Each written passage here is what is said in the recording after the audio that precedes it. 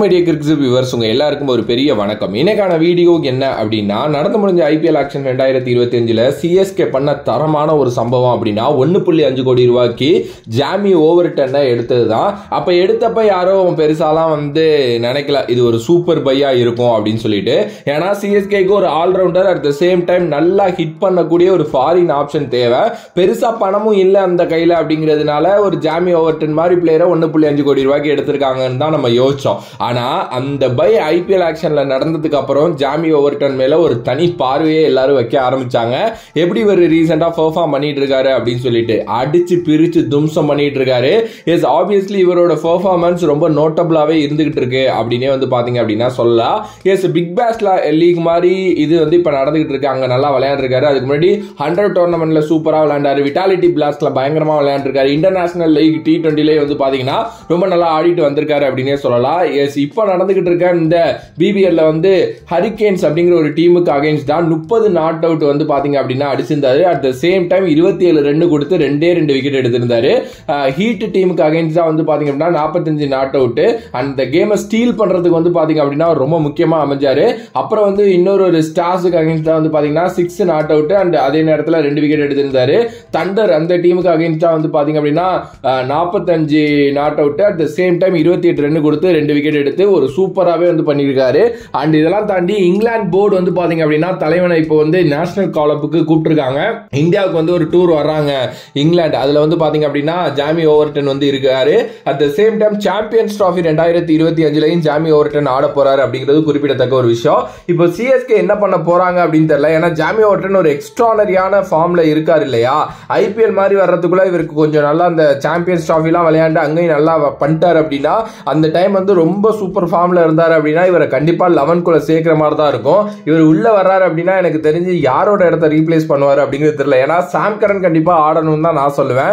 பத்திரானாவும் ஆடணும். இவர் இன்னொரு ஆளா ஆட் பண்ணோம் அப்படின்னா கொஞ்சம் பேட்டிங்லையும் பார்க்கணும் அப்படிங்கிற மாதிரி ஒரு சில விஷயங்கள் இருக்கு. பட் இவர்கிட்ட இருக்கிற ஒரு ஸ்பெஷலான விஷயமே இவர் ஒரு பக்காவான ஆல்ரவுண்டருங்க.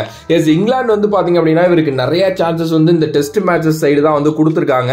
அங்கேயும் ரொம்ப நல்லா பண்ணியிருக்காரு. ரெட் பால் கிரிக்கெட்ல அவரோட டொமஸ்டிக் கேம்ஸ்ல இருந்து ரொம்ப நல்லா பண்ணிட்டு தான் இருக்காரு. இவர் நல்ல பவுலிங் ஆப்ஷன் வச்சிருக்காரு. அட் த சேம் டைம் பாத்தீங்க அப்படின்னா இவரால் அந்த 130 to 140 கிளிக் பண்ண முடியும். நல்ல பெரிய சிக்ஸஸ் அடிக்கக்கூடிய ஒரு பிளேயர் அப்படிங்கிறதுனால நிறையவே அட்வான்டேஜஸ் ஐபிஎல் இந்தியா மாதிரி கிரவுண்ட்ஸ்ல ரொம்ப சூட்டபிளா இருக்கும் அப்படின்னு தான் நான் நினைக்கிறேன். சிஎஸ்கே பண்ணதுலேயே ஒரு முரட்டு சம்பவம் எது அப்படின்னா ஜாமி ஓவர்டனை எடுத்தது அப்படிங்கிற மாதிரி தான் எனக்கு தோணுது. ஏன்னா ஹி இஸ் அ மான்ஸ்டர். அதுல மாற்று கருத்தே பாத்தீங்க அப்படின்னா கிடையாது. அண்ட் இது தாண்டி பாத்தீங்க அப்படின்னா இன்னும் ஒரு சில விஷயங்கள் இருக்கு. இது சிஎஸ்கேவோட எக்ஸ்பேக்டர் ஆகிறதுக்கு நிறைய சான்சஸ் இருக்கு. பிகாஸ் இவர் பாத்தீங்கன்னா ஹிட் டெக் பவுலர் அப்படிங்கிற மாதிரி அந்த இதை சொல்லுவாங்க. அதே நேரத்தில் இவரோட ஹைட் ஒரு நல்ல ஃபேக்டர் அப்படின்னு தான் நான் சொல்லுவேன்.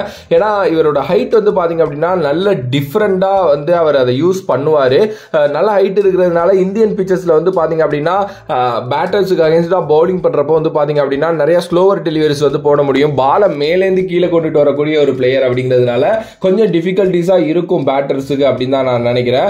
அதே நேரத்தில் இவர்கிட்ட கொஞ்சம் ஃபினிஷிங் ஸ்கில்ஸும் இருக்கு. எம்எஸ் தோனி மாதிரி ஒரு பிளேயரை நம்பி தான் நம்ம ஃபினிஷிங்கை வச்சிருக்கோம். அப்படிங்கிறப்போ எம்எஸ் தோனி எனக்காவது ஃபெயில் ஆகுறாரு அப்படிங்கிறப்போ ஓவர்டன் அதை டேக் ஓவர் பண்ணாரு அப்படின்னா கண்டிப்பா நல்லா இருக்கும்.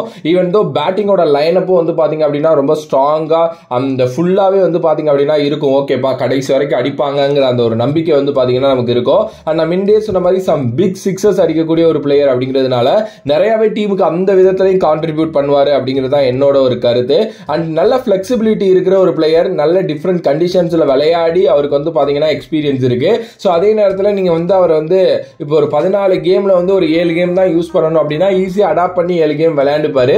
எஸ் அவர் கண்டினியூஸா விளையாண்டாதான் அவருக்கு அந்த ஃபார்ம் வரும் அப்படின்லாம் இல்லை. ஏன்னா அவர் லாஸ்ட் ஃபியூ இயர்ஸா இன்டர்நேஷனல் கேம்ஸ்லேயே அப்படிதான் இருக்காரு. திடீர்னு போவாரு, திடீர்னு போயிட்டு டொமஸ்டிக் ஆடுவாரு, அங்கேருந்து உள்ள இது ஆடுவாரு. பட் ஆனால் லீக்ஸ் இந்த பிபிஎல் மாதிரி அப்புறம் பாத்தீங்கன்னா அந்த இன்னொரு லீக் ஒன்று சொன்னாரு T20 லீக், அந்த லீக் அப்புறம் இந்த விட்டாலிட்டி பிளாஸ்ட் இது மாதிரி எல்லா இடத்துலயும் போய் விளையாண்டுட்டு இருக்காரு அப்படிங்கிறது பாத்தீங்கன்னா சூப்பரான ஒரு விஷயம். ஸோ ஆப்வியஸ்லி ஒரு ரொம்ப சூப்பரான பை தான் எனக்கு தெரிஞ்சு ஜாமி ஓவர்டன். ஜாமி ஓவர்டனை எடுத்தப்போ ஒரு மாதிரி டீசென்ட் ஃபார்ம்ல தான் இருந்தாரு. ஆனா அதுக்கப்புறம் அவரோட பர்ஃபார்மன்ஸ், அதாவது ரீசன்ட் பர்ஃபார்மன்ஸஸ் அவரோட அந்த மார்க்கெட் லெவலில் எங்கேயோ தூக்கி நிப்பாட்டிட்டு இருக்கு அப்படின்னே சொல்லலாம். பார்க்கலாம் என்ன நடக்க போகுது அண்ட் என்ன பண்ண போறாரு சிஎஸ்கேக்குள்ள அப்படின்னு சொல்லிட்டு. அண்ட் உங்களோட கருத்து ஜாமி ஓவர்டன் பத்தி என்ன? நல்ல பையா இல்ல ப்ரோ ஒஸ்ட் பை அப்படின்னு நினைக்கிறீங்களா? அப்படின்னு சொல்லிட்டு மறக்காம கமெண்ட் பாக்ஸ்ல கமெண்ட் பண்ணுங்க. If you like the video please like share and subscribe to நம்மளோட கிரிக்ஸிப் சேனல். வேற ஒரு வீடியோல வேற ஒரு கான்செப்ட்ல வந்து உங்களை சந்திக்கின்றேன். அனுதன் பாஃப்ரம், this is VJ Mani. Love you all, stay safe மக்களே.